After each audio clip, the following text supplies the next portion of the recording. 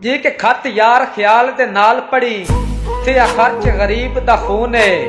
हर लफज ते कलम है रुक वैंदा मेरा दर्द बड़ा मजबून है मेरी खामी भुल चुक माफ करी होंदे आशिक बहु मजनून है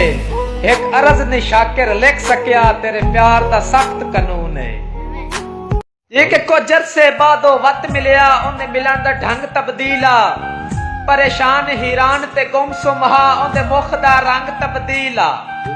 उन्हें बोल मिठे अंदाज चंगे उन्दा हर एक अंग तब्दीला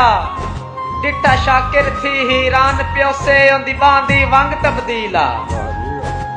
जी कि तेरी सोच तू वध के तेनू प्यार कीता मेरे प्यार नू इंज ठुकरा नहीं ते मैनू प्यासे तेरे दर्शन दी मैनू वेख के मुख परता नहीं ते लागा के ढोल शरीकां दे मेरी जिंदगी शुगल बना नहीं मैं परदेसी जू हाँ चन सोना मेरे प्यार नू इंज जज़मा नहीं।